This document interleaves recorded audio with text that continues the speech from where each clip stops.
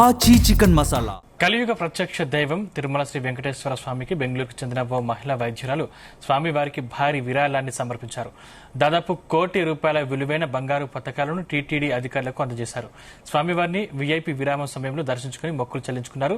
మొత్తం 753 గ్రాముల బరువు కలిగిన 7 బంగారు పతకాలను ఆమె స్వామివారికి కానుకగా ఇచ్చారు. వీటి ప్రస్తుత మార్కెట్ విలువ సుమారు ₹94.80 లక్షల ఉంటుందని అంచనా.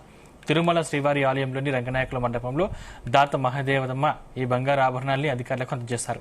అనంతరం వైద్యురాలికి వేద పండితులు ఆశీర్వచనం అందజేసి తీర్థ ప్రసాదాలు అందజేశారు.